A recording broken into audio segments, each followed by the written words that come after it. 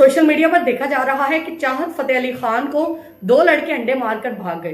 पहले अलीमा खान के साथ ये वाकया हुआ और अभी सेम ये वाकया चाहत फतेह अली खान के साथ हुआ। चाहत फतेह अली खान को सोशल मीडिया पर रोते हुए भी देखा जा रहा है। उसका कसूर क्या है?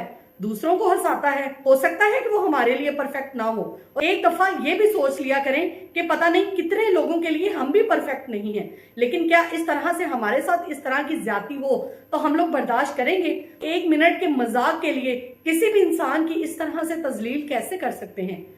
सोशल मीडिया की ये लाइफ हमेशा तो नहीं रहेगी, लेकिन जो हमारी किसी के साथ की हुई ज्यादती, किसी के साथ की हुई नाइंसाफी, ये जरूर आगे हमारे साथ जाएगी।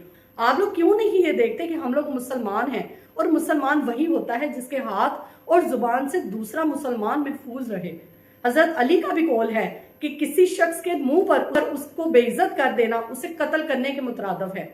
आप लोग सोचें कि चाहत फतेह अली खान के साथ ये वाकया होने के बाद क्या वो रात को सोया होगा कि मेरे साथ ऐसा क्यों किया? हमें कोई हक नहीं बनता कि किसी की भी सेल्फ रिस्पेक्ट को इस तरह से खराब करे। वीडियो अच्छी लगी हो तो लाइक और फॉलो करके जाइएगा। अल्लाह हाफिज।